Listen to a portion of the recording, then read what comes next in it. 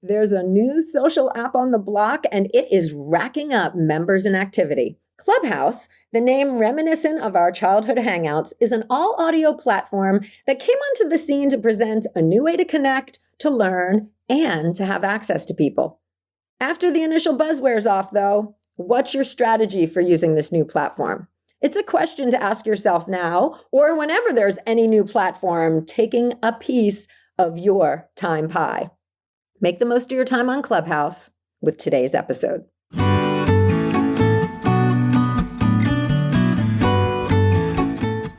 You're listening to the Long Game Podcast with Sandra Scaiano.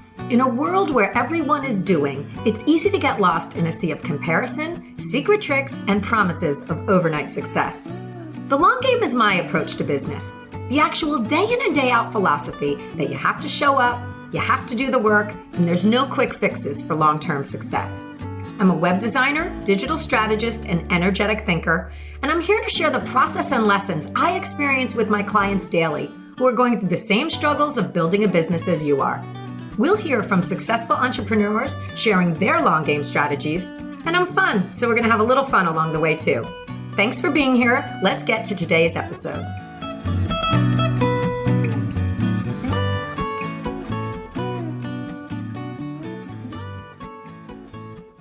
There hasn't been a platform that has launched that has gained so much traction in quite a while. Clubhouse, if you are not familiar, is an all-audio app where people host rooms on specific topics. Think of it as a virtual panel discussion. There's a topic and moderators who are leading the conversation and answering audience questions. And to have launched this in 2020 was nothing short of brilliant, when in-person panels and conferences were all canceled. And that's probably part in why this virtual panel platform has taken off. All right, I'm not going to get into all the how-tos of Clubhouse. Those are easy enough to find out via Google. And a number of people like Laura Belgray have written thorough blog posts detailing the use. So I'll link to that in the show notes. And you can always check out the FAQ section inside the app. And really, that's always the best place to start. So today, I want to talk about the strategy of Clubhouse and if it's worth your time. So as of this recording, Clubhouse is only available through iOS devices and by invite only. And this has created a huge amount of FOMO, and I've seen disgruntled comments when others who use Clubhouse promote it on Facebook and Instagram. And I get it, like that upset feeling that you can't access something because the app isn't on your technology platform yet. And it must really suck when so many of your friends are promoting things they're hosting and you can't participate. I've even heard one industry expert say that she's not participating with Clubhouse because it's not inclusive, as if not having the app on Android at the onset and requiring insights is a means to exclude. I really beg to differ because I find Clubhouse to be a very diverse platform. And let's just keep tech development in mind here. Android access is on its way, but the app is still in beta. And beta is a time to get the kinks out and to think about how the users are using the app and to develop it based on their needs. And this also speaks to the invite-only process because the app creators had to have a way to police behavior. So being invite-only is a means to populate the app to start with people you know. Then each friend can invite someone as well. And if your invited person misbehaves, you're both out. This is a live platform, so it can be the Wild West of people saying whatever they want. And I've been in rooms where it's happened twice, like riffraff mouthing off, and they were quickly muted and moved out of the room. And just to note, in the most recent app update that took place this week even, it's even easier to remove trolls. So I don't think they're a big problem, but this is just part of it, And I don't want this to be the focus, but, I do want to just mention app development because when you're creating an app that is to host millions of active users at once, it's a huge process. So Android is coming, people, and the invite network, it's developed so many ways to get you an invite at this point. And also one workaround for access is if you have an iPad, you can download the app to use there. Okay, Clubhouse. It's the shiny thing now. And the fact that there's no recording, none at all on the app, or its activities, you cannot record anything, it only adds to that FOMO piece because people wonder what's going on in there. This brand tenet is one of my favorite things about the app because being on Clubhouse is a very in the moment experience, done with the audience you are in the room with. Massive knowledge and insight can be dropped in a room and you've got to be present to have received it, or you've got to be told by someone who was there.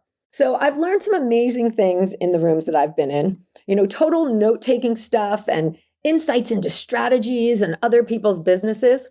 One of my favorite rooms was where there were a number of well-known creators and they all revealed in detail their most successful funnels. And this had my strategic head spinning, like 7-figure entrepreneurs that I was familiar with. Some of them, I was even in their funnel, breaking it down.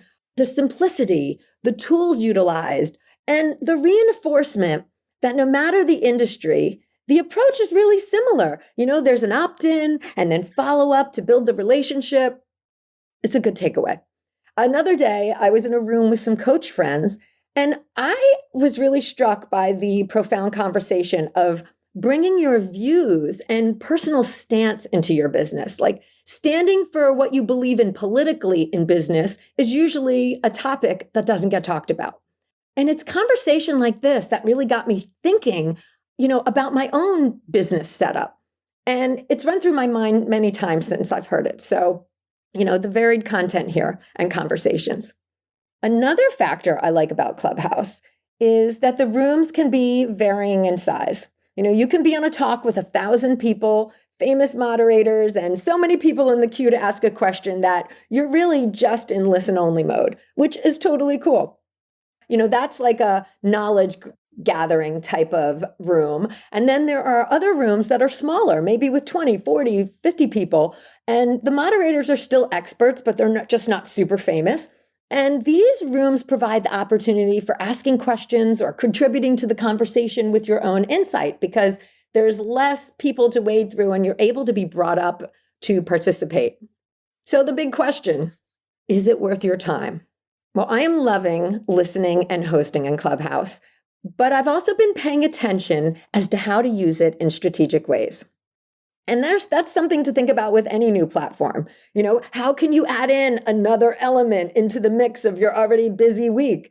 And what's the benefit that can be had from being on this platform?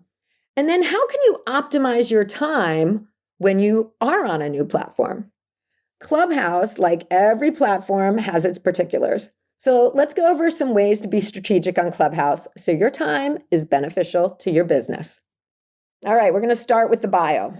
Okay, it's your one piece of real estate on Clubhouse. And you want to fill in that first line with brand keywords. If you're a coach, say it. If you're in a particular industry, use it. That's very specific to be found. Use that. Because when people search, that first line is what gets picked up into search and read by the search.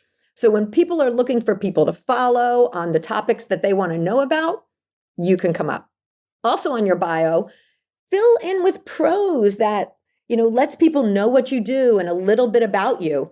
You can add in links. You're not allowed to actually make them a hyperlink, but you can put in different links so people can copy that. Or if it's an easy link, I suggest using easy links so that if people are copying to put it into a browser. But when you're in a room, there's nothing to click on except people's profiles. So create an engaging profile, and that'll have people checking your Instagram out that's linked to it because they like what they're reading. And to that note, choose an engaging image, and people will come to associate you with it. You can totally create your profile image in Canva, add a colorful background, and that'll help you stand out visually as well. Okay, so found in your bio is the only means for connection within the app. Clubhouse has no native DMs or chats, so people connect either via Instagram or Twitter. So you link your Instagram or Twitter profiles, and then you can develop conversations over there. So with this, you want to make sure you link those profiles, but make sure you're linking it to ones that you actually check. Like I'm not a big Twitter person right now, so I didn't link my Twitter because I don't want somebody to contact me there and have it just go into the abyss. Make sure that your social profile is also up to snuff. What's the link in your bio? Do you have your link tree set up? And are you posting on-brand content regularly? A side note about this contact DM piece, in Clubhouse, you can create private rooms for conversations. So it is completely possible to invite one or two people into a room to chat further when you're inside the app. But finding or scheduling this to happen is mostly done on DM and Instagram, let's say, or Twitter, because you've got to use those as a means for communication. All right, your content strategy. This is the mega piece, right? Hosting rooms on Clubhouse allows for you to be the expert and lead the conversation. So if you schedule and host at least 3 rooms, 1 per week, it's part of this application process to get your own branded club. And that's another great strategy. If you've got an existing brand, a large Facebook group, or a membership site, you can create your own branded club on Clubhouse. So people will have that name recognition whenever you're hosting a room or scheduling a room. So on Clubhouse, you should be talking about what you talk about elsewhere. In fact, the same exact thing you talk about elsewhere. It's just another place for you to repurpose content. If you released a podcast this week about X topic, host a room on that topic in Clubhouse. If you've got a course launch, schedule a series of rooms supporting that course topic. And one of the best strategies in starting out is to get comfortable with a few friends. Host rooms with your friends so you both get used to the run of show in Clubhouse. And, when you have your support of your friends, everything always feels better. And collaboration, though, isn't just for starting on Clubhouse. It's a great place to start, but it is actually the heart of Clubhouse rooms, because when rooms have multiple moderators, it's just a larger piece. You're able to bring in additional expertise. That expertise factor increases, provide more value. You're able to field different questions because there are different experts in the room. And you often see these rooms that have 10 plus moderators on Clubhouse. So pay attention and start to see who would be good for you to build out and collaborate with. Be focused about your content. You've got a 1-sentence title to entice people into your room. The more focused you are about the particular topic, the better fit the audience will be. And that's the beauty of Clubhouse, is that you can host another talk the following day, the following hour, about a different topic that relates to your audience. So what can Clubhouse do for me? So many things. There's so many benefits besides just learning and exposure to ideas and opening up, seeing these insights. I think that's one of the most valuable things, is seeing how other people are doing things in their business. But the number one reason is that it can help build your audience. You can get followers on social, you can get people to opt into your freebies, you can get people to purchase. So let's unpack this a little bit. It makes sense that people will start to follow you on Instagram, let's say, because you've got your Instagram link there. And, the more that you have your Instagram links built out, the better you can direct people once they're on your account. And again, when you're in these rooms, people are scanning, they're clicking on profiles, then they're scrolling down and clicking on your Instagram profile. So this is all happening while the room is going on, because there really is only listening engagement that can happen. So people are checking out everybody else. So, having a link tree set up, and this can even be a homemade link page that people get redirected to, but, you want to be able to have people learn about you.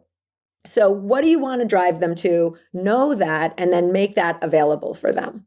And if you're speaking on a specific topic, you can create a freebie that supports that topic. And then while you're on stage, you can drive people over to that opt-in. And we all know that once people are on your list, you can continue the conversation with them. And let's not forget about targeting. The targeting that's working behind the scenes.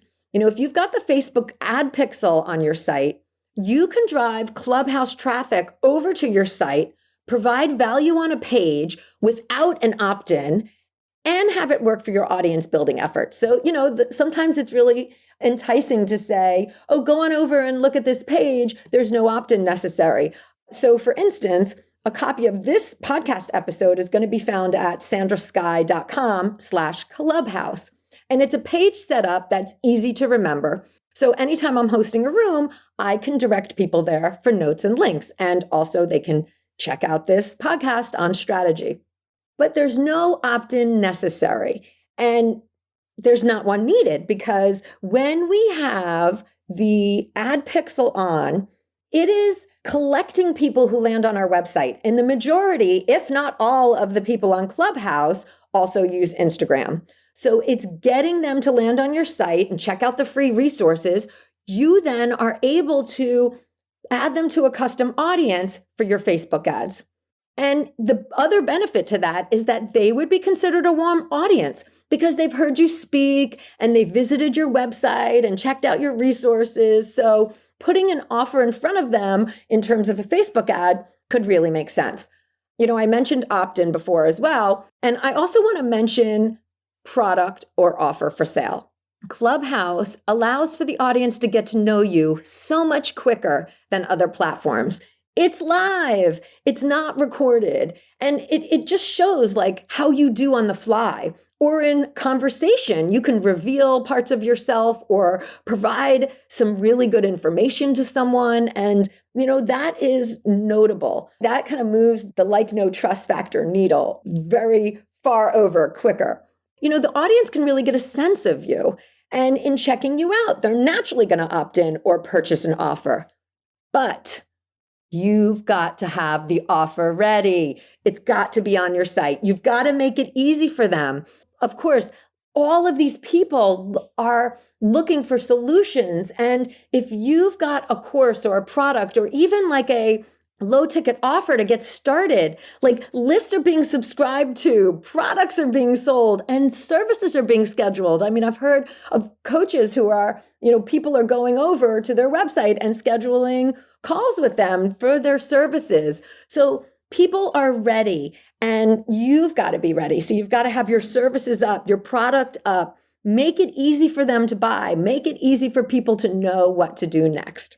And with this, consider how evergreen your offers are. The more evergreen your offer, the more Clubhouse can be an avenue to drive traffic. People who I see are really capitalizing on and are being highly visible over there, they have evergreen processes set up so that people can just hop right into it. They can spend their time on Clubhouse, generating traffic, hosting rooms, providing value so that it's driving traffic over to their website because those processes are all set up. So, one thing is that Clubhouse can really build an audience and drive traffic, but it's a commitment and it's a time commitment. And you've got to be consistent with that and visible. So having your offer set up in an evergreen manner allows for you to be like, okay, my stuff's taken care of on my website. And now I know where to move people to.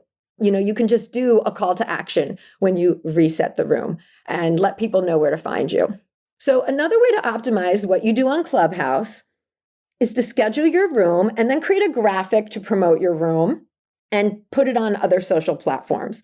You can promote to your existing audience, and of course you want them following you. When people follow you, then your rooms, whether they're scheduled or when you go live, can show up in their hallway feed.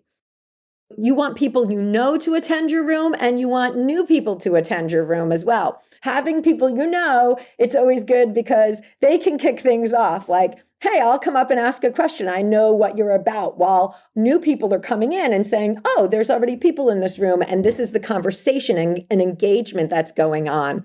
The other thing that you can do is when you're starting your room and people are coming in, you can remind them to ping their friends and ping their followers so that they're sending out alerts about the good conversation and value that's happening and bringing more people into the room. And like all good repurposing, you can leverage what has taken place on Clubhouse in other places where you share your content, such as your email list. Share the topics of your room, the nuggets that you shared, or a question that was asked and that you answered, resources that you were introduced to, what other people contributed. You can create a recap and then reference those people. It's just a way to take the content take notes on it, and then use it again. And again, if you're talking about a topic of the week, say that you're repurposing your podcast, Clubhouse allows for conversation around that topic, actual conversation, because you can talk to somebody and not just comments on social. So there's value to be shared there with your audience who wasn't able to attend or isn't on the platform yet. And if you're spending your time there, let it trickle down to the other areas of your business. My friend Lynette Pottle, who I'll link to, is pushing this idea in its approach. She's created an entire weekly newsletter where she recaps what she's learned on Clubhouse. You can't be everywhere. And it's interesting to read like the nuggets of her choice of rooms. And if her choice and her industry aligns with you, it's a great way to be somewhere and get the knowledge when you're not able to be there, right? But this is also something that's an idea that you can take to be industry specific. So think about it. If you're a realtor, you could hop in rooms that are on topic to realtors. And then you could take that information and report back in a newsletter way. And, it's just a way to justify how much time you're spending on Clubhouse learning, but you're also now sharing it out wider. So it's an exciting time when there's a new tool that starts to take a sweeping hold. Does it make other things go away? Nope. But it does give you a new avenue to share. And when you're in early on, the ability to go all in, like you can become that person, right? I think Clubhouse is going to be here for a while. And I'm really curious to see how things develop as it grows. To me, the hallway is already cluttered. And sometimes I'm wading through a lot to find something that I like. But as of this week's update as well, you can swipe left or right to get rid of rooms that you're not interested in and start to train the algorithm about what you want to see. So, it's in beta, so it's always advancing now. But it's not really different from Facebook or Instagram or YouTube either. Sometimes it's cluttered and there's things we don't want and we spend our time there even though. But as I mentioned earlier, Clubhouse is really a commitment. And if it's what you like, and you've identified that your audience is there, that's a big one, then start to build the time into your week for strategic Clubhouse actions. Make a content plan as you would any other platform. Schedule your time. Find your collaborators. Have your offers in place. And while you're at it, follow me. I'm at Sandra Sky, SKY. So one thought I had to share is that Clubhouse is more of a competition to podcasts than other platforms. I've got audio time in my day, and now it's a choice between podcasts or Clubhouse. Podcasts, though, are so different. So much less noise to wade through. And for that, I know I won't give them up. So what are your thoughts on Clubhouse? I'd love to hear it. Hop on over to Instagram and let's talk. See you guys next week.